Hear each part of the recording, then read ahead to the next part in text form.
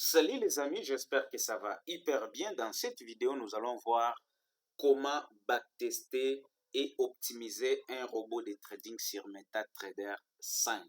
Eh bien, pour commencer, vous devez d'abord savoir qu'est-ce qu'un backtest, pourquoi c'est important de backtester un robot avant de le mettre sur les marchés.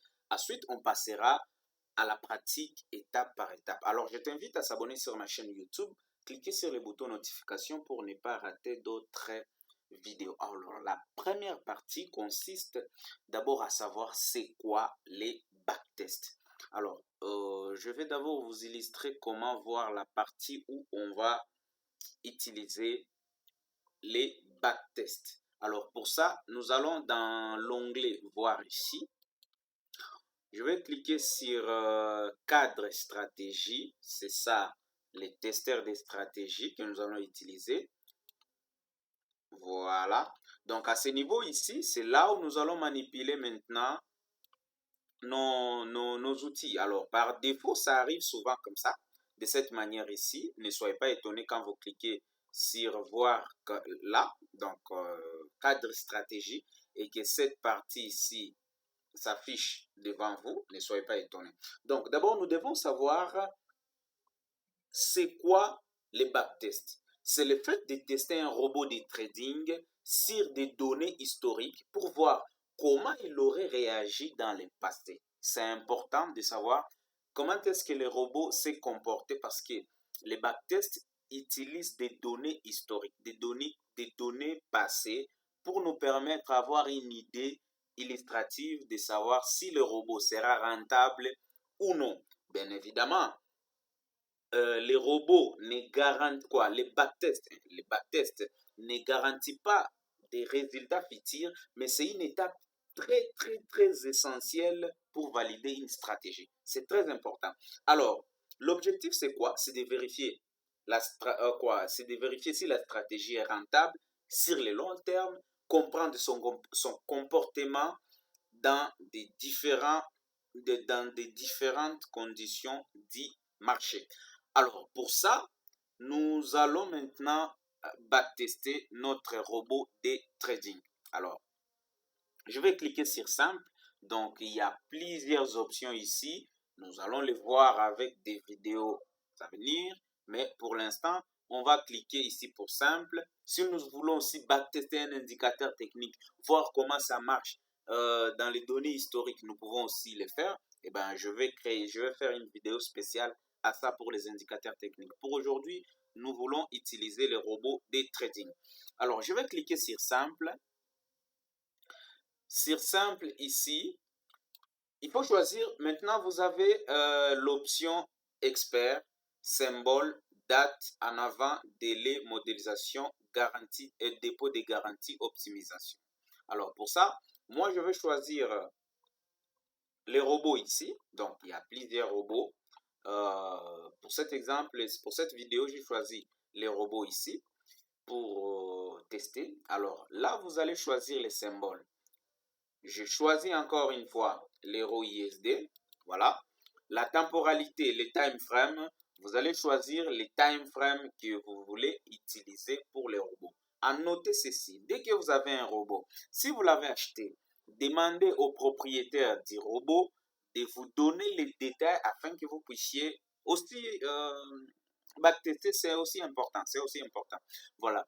Je vous donne au moins les détails. Alors là, je vais laisser la temporalité en M1. Bon, je peux mettre M5, c'est pas grave. Alors, M5, la période. Pour cet exemple ici, je vais juste prendre une courte durée, c'est-à-dire une petite période de janvier jusqu'à 2 mois, janvier-février. Mais à noter à noter ceci. On ne backteste qu'un robot pendant un long moment, c'est-à-dire une année, 2 ans, ainsi de suite. Alors ça, je le fais à titre pédagogique pour vous permettre d'avoir une idée comment backtester. C'est ça l'objectif de la vidéo. En avant, moi, je vais laisser non. Délai, je laisse 100 millisecondes pour les slippage. Alors, modélisation, je laisse une minute au HLC. Et là aussi, je vais préciser une chose. Lorsque vous backtestez un robot, il est recommandé d'utiliser plusieurs modélisations, mais à la base, nous allons filtrer encore des plis de modélisation. Si nous avons plusieurs paires de devises, par exemple ici, la meilleure façon de backtester, c'est la modélisation TIC basée sur les TIC réels. Lui, il est presque similaire à la réalité du marché. Et pourquoi moi je choisis ici une minute HOLC? Parce que je le trouve un peu plus rapide. Et après, j'essaie maintenant de voir ce que ça donne et puis venir maintenant dans la modélisation basée sur les TIC réels pour confirmer mes données. Alors, dépôt garanti ici, les dépôts que vous voulez tester avec les robots. Par exemple, si vous voulez tester les robots avec un capital de 1000, de 500, peu importe ce que vous voulez tester avec. Donc ici, je mets 1000. La devise, je laisse ISD.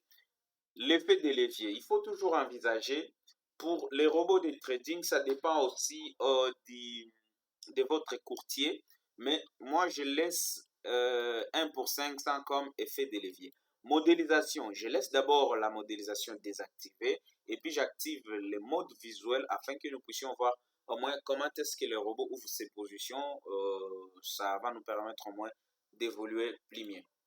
Alors pour ça, moi je vais cliquer ici. Donc vous devez cliquer sur démarrer. Et pour ça, avant de cliquer sur démarrer, il y a des options. Vous voyez, il y a général, là où on était. Il y a réglage, c'est ce que je viens de faire ici. Il y a l'onglet placement. Placement, c'est là où il y a maintenant les options du robot. À ce niveau ici, si vous avez des modifications à faire, par exemple les lots, les take profit, les TP, les stop loss, tout ça. Donc, vous devez les modifier à ce niveau ici. Si vous avez un fichier set, le fichier des paramètres que votre développeur ou votre fournisseur des robots vous a donné, vous devez l'ajouter ici. Donc, pour ça, vous pouvez faire un clic droit, cliquer sur charger. Et là, vous pouvez charger les paramètres de votre robot. Et puis, cliquez sur ouvrir. Donc là, moi, je ne veux pas modifier des choses ici. Donc, après placement, il y a l'onglet backtest, graphique, agent, ici, agent, et puis journal. Voilà, donc moi je vais effacer les histoires, tout ce qui se trouve dans les journaux. Agent, ici, je vais vous montrer chaque fonctionnalité afin que nous soyons quand même au même rang. Alors, à ce niveau ici, je vais cliquer sur démarrer. J'active les modes visuels. Je clique sur démarrer.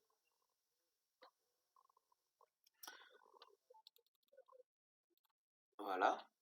Nous allons voir comment est-ce qu'il va se comporter à ce niveau-là. Voilà. Bah, ça, c'est un robot un peu grid. Hein? C'est un robot grid, comme on peut le voir. Alors, là, il est en train de trader. Il ouvre des positions, il ouvre. Alors, ce qui nous concerne plus, c'est la manière de backtester, de voir les résultats du robot, comment interpréter les données, afin que nous puissions être vraiment rassurés si le robot marche correctement ou non. Est-ce qu'il rassure, est-ce qu'il ne rassure pas? On saura tout ça. Vous voyez que ça va un peu trop lent. Alors, nous, à notre niveau, ce que je vais faire là, je vais essayer d'arrêter pour aller dans la modélisation in minute HOLC, comme je vous avais dit que j'utilise toujours cette méthode-là. Vous voyez, ça va plus rapide, mais il n'est pas trop proche de la réalité. Et après, je viens maintenant filtrer. Donc, je filtre après. Voilà, vous voyez comme il ouvre des positions, tac, tac, tac, tac, il ouvre des positions et il y a un petit tableau de bord ici, comme vous pouvez voir les profits journaliers, des pertes, des flottes et tout ça. Alors moi je patiente, comme je vous avais dit, j'ai juste pris 2 mois pour voir comment ça va marcher, mais je vous conseille de prendre une longue période pour backtester un robot. On ne peut pas se contenter de 2 mois. Ça, je le fais à titre d'exemple afin que vous soyez juste à jour comment backtester un robot de trading. Alors, vous voir à ce niveau ici, vous voyez qu'il y a les graphiques. Donc, plus les marchés évoluent, plus vous avez un graphique qui est en train de la croissance de ces graphiques ici. Ça peut être négative, cette croissance, ou positive. Donc, voilà. À ce niveau d'argent ici, ce sont les processeurs de votre machine. Ça évolue à pourcentage, combien de cœurs. Chaque cœur peut prendre les relais. Alors, au niveau du journal ici, vous devez aussi vous rassurer si les données ont été bien téléchargées. Et ça, c'est très, très, très important quand vous backtestez un robot de trading. Si les données historiques ne sont pas bien téléchargées, et bien là, vous n'aurez pas vraiment des bons résultats parce que vous allez tester en vain. Donc, vous devez vous rassurer que l'historique a été bien téléchargé. Pour ça, vous pouvez voir ici que la qualité de mon historique est à 100%, ce qui est déjà bon. Alors, je vais relancer à ce niveau pour qu'il puisse terminer et on va voir comment. Voilà, c'est fini. Alors, moi, je peux fermer cette fenêtre ici. Alors, on va venir dans l'onglet Backtest. D'abord, il y a le graphique qui est là. La partie qui s'affiche ici en négatif, là en négative, ce sont les drawdowns. Donc, voilà. Alors, à ce niveau, il faut maintenant interpréter les données parce que MetaTrader 5 nous donne un tableau où il y a des données. Il faut maintenant savoir comment interpréter ces données, comment lire ces données. La première des choses, c'est quoi? C'est la qualité de l'historique. Ça, c'est à mettre en tête que vous devez vous rassurer que la qualité de l'historique ici a été bien téléchargé et il est à 100%. Si pas 100%, 99%, c'est déjà bon. Alors, il y a la barre. Il y a le nombre de barres ici. C'est 12 078. Il y a les tics. Il y a les symboles. Là, c'est pas vraiment important. Ce qui nous intéresse ici plus, c'est les dépôts initial. Vous voyez, il y a le capital ici, initial que nous avons débité. Les profits total net, c'est de 938 pendant 2 mois. Les profits bruts, c'est 1371. Perte brute, c'est 413. Ça, c'est juste les flottes. Mais les profits total net, c'est 938. Alors, les drawdowns. À ce niveau ici, solde de drawdown maximal, c'est de 6%, mais les fonds drawdown maximal, c'est ça qu'il faut plus considérer pour les robots. Il faut pas... ça, c'est juste les soldes de drawdown maximal. Mais les fonds drawdown maximal, c'est ce qu'il faut considérer que les robots a atteint 28% des cheats. C'est ça.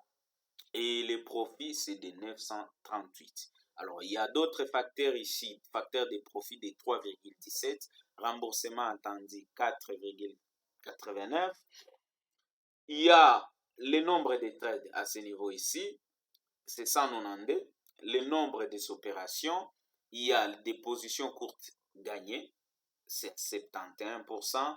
Et positions courtes, il y a des positions longues, il y a des gains, le nombre de gains consécutifs, il y a le nombre de pertes consécutives, il faut aussi les noter. Donc, vous pouvez voir les détails. Il y a le diagramme d'histogramme ici, où on vous montre quel est le jour, par exemple ici, entrée par jour ouvré. C'est-à-dire que pendant le jour de la semaine, quel a été le jour où les robots a plus gagné? C'était le lundi. C'est là où il y a plus. Bon, selon les robots ici. Alors, par mois, comme nous avons testé les 2 mois, c'est en janvier où il y a plus de gains par rapport au février. Et ici, c'est par heure. Vous allez remarquer que à partir de 14 heures, c'est là où il y a eu plus de gains. Voilà. Ça, c'est jour. Oui, ça, ce sont les jours de la semaine. Excusez-moi, c'est pas ça. Alors, c'est ça, le lundi, oui, c'est presque la même chose. Et ça, c'est profit-perte par mois. Il y a aussi d'autres détails de corrélation. C'est déjà bon. À ce niveau ici, positif, des corrélations positives et négatives. Il y a la durée minimale détenue. Ça, je vais entrer en profondeur dans d'autres vidéos, mais ce qui nous importe plus à ce niveau, c'est les résultats. Nous pouvons voir que c'est plus vraiment meilleur. Alors, je vais prendre ça comme la première partie et la deuxième partie, nous allons voir maintenant comment optimiser. Dans le cas où les résultats, vous n'êtes pas satisfait du résultat et que vous voulez réajuster encore des choses, vous voulez paramétrer, là, nous allons aller dans optimisation complète. Et là, dans l'optimisation complète, c'est presque la même chose. Il y a des choses qui changent, presque, mais il y a certaines choses qui changent. Et là, nous allons le voir dans la prochaine vidéo. Pour l'instant, je vous laisse. Prenez rendez-vous et n'oubliez pas de s'abonner sur ma chaîne. Rendez-vous au prochain numéro. Ciao.